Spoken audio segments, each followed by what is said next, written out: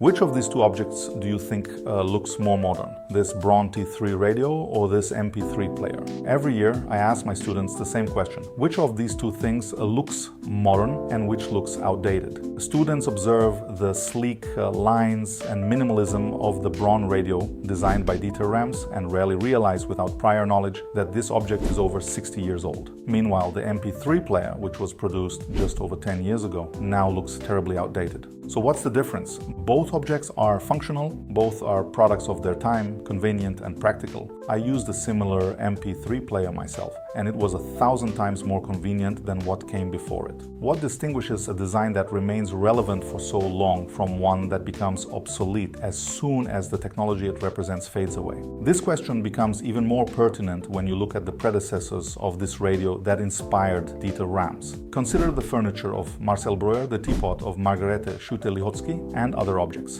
Despite being over 100 years old, they look as if they were created yesterday. It's not just about individual designers or architects. It's about the legendary Bauhaus movement, a movement that shaped the entire concept of modern design. Bauhaus was not just another step in the evolutionary process, it was a revolution, a break from tradition. Before Bauhaus, interiors were filled with ornamentation, heavy forms, and traditional elements. After Bauhaus, the world saw minimalism, functionality, and the principle of form following function. Walter Gropius and his like-minded peers seemed to look into the future. They intuitively understood that design could be more than just aesthetics or utility. It is a means of communication, a reflection of the human soul, a bridge between matter and thought. Design is an interface. An interface is a connection, a means of communication. Today, we know it from apps as a way of communicating between technology and humans, but this applies to everything. All different planes require communication, and design is needed for all of them. Bauhaus was a community of pioneers in communication and connection between different planes of existence. However, the path of Bauhaus was not easy. In an era when the state strictly controlled culture, any deviation from the norm was perceived as a threat. Today, people on the left often say that it is normal for the state to regulate such things because we need protection. But as someone who had to flee from their own country, I assure you it only seems that way until the state begins to take active measures. Bauhaus came under close scrutiny and had to make compromises, changing its programs to meet the authorities' demands. They were willing to change their approaches, to adapt, just to continue their work and promote their ideas. But at what cost were these compromises made? What did we lose? What was left unsaid? What did the artists create but never publish? This fertile ground has given rise to theories about a hidden or lost manifesto, something that existed beyond the publicly declared ideas. Because logically, if you have to limit yourself and hide something, it seems strange to throw it away, right? Surely it was preserved somewhere. Conspiracy theorists may search for lost secret texts, manifestos, or concepts hidden in some stash. But what if it's all actually right in front of us? What if the secrets of Bauhaus are hidden not in the dusty cabinets of intelligence agencies, but under layers of meaning in their published works? The main layer of Bauhaus's information and messages is very similar to the modernist philosophy prevalent at the time, rooted in the Renaissance.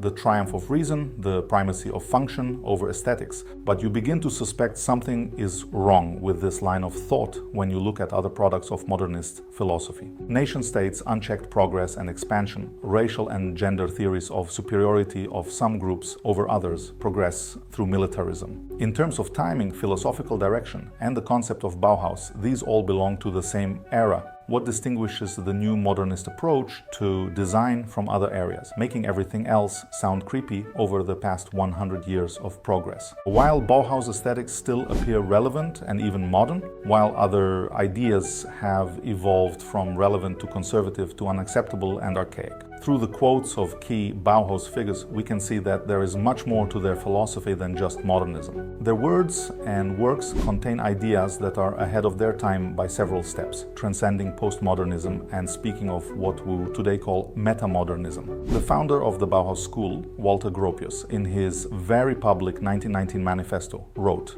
"The goal of all creative activity is the building of the future, which will combine architecture, sculpture, and painting into a single entity. Let us together wish, conceive, and create the new building of the future that will unite everything in one."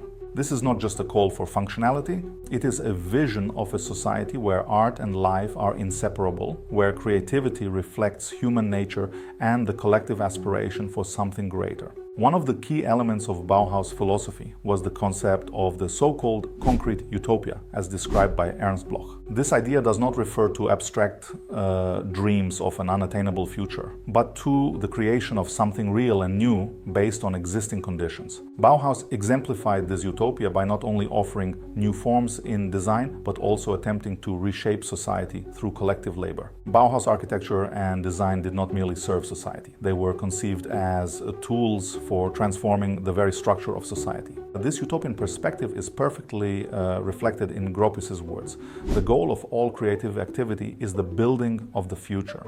Through the unification of various arts, they sought to create a new world that would be not only aesthetically perfect, but also socially just. We see that Bauhaus design was not just about formal aesthetics, but was deeply connected to social and cultural transformation. The concrete utopia of Bauhaus remains relevant today because it aims to shape the future, not only through forms, but by transforming society itself. This is why we continue to see their ideas not merely as historical curiosities, but as an important part of our culture that continues to evolve. Paul Klee added, "Art does not reproduce the visible, it makes the invisible visible." These words point to the desire to convey the invisible, the deep aspects of human experience through forms and colors. These ideas do not merely align with modernist philosophy, they go beyond it. Bauhaus laid the foundation for what we now call metamodernism, a movement that blends sincerity and irony, rationality and emotion. This is why Bauhaus works remain relevant. They look modern because we, as a culture, are finally reaching the level of understanding embedded in these works. We are not merely observing the timelessness of Bauhaus, we are gradually walking the path they outlined over a century ago. To be fair, it's not just Bauhaus. Jan Tschichold with his new typography and Le Corbusier with his revolutionary architecture were also not mere modernists. They were precursors to postmodernism, heralds of ideas that are only now becoming part of mainstream culture. They spoke of the importance of subjectivity, emotional experience, and the human factor in design and architecture.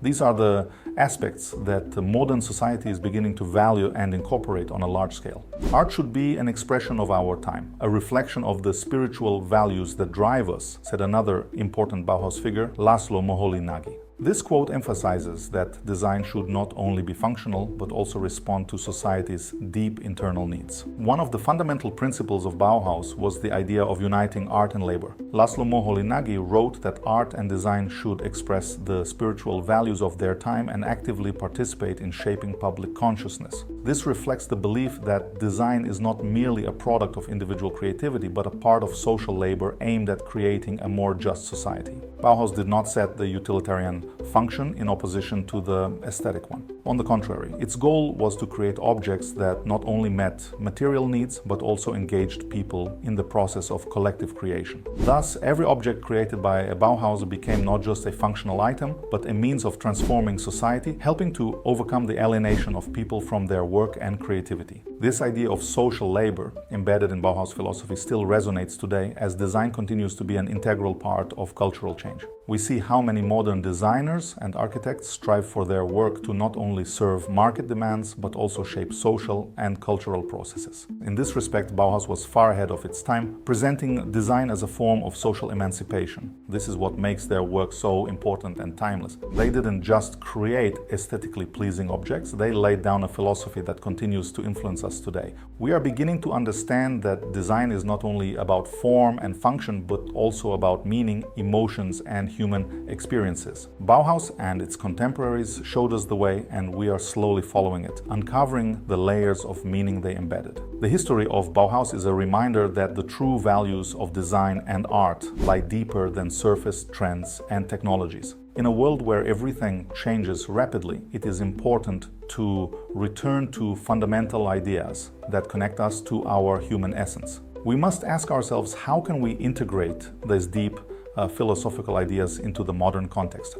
How can we create design that is not only functional and aesthetically pleasing, but also filled with meaning and emotions? And here, when we start to see the depth and relevance of Bauhaus ideas, we realize the technologies that were supposed to help us embody these ideas sometimes distance us from them. Tools like Figma, which promised a revolution in design, may bury their potential under the weight of commerce and superficiality. Under the guise of functionalism, we are taking a step back from creativity, shifting the focus to adjacent crafts, and in fact losing the importance of the personal and creative in design, which means in communication overall. I don't believe there is a real threat to design now, because it is a large quasi-community with strong values. But I do believe that decisions like the ones Figma is making are harmful primarily to Figma itself. And it's a shame that this burden is dragging the tool down along with all the incredible potential it has. Don't miss the video on what this burden is, why Figma is falling, and what to do about it.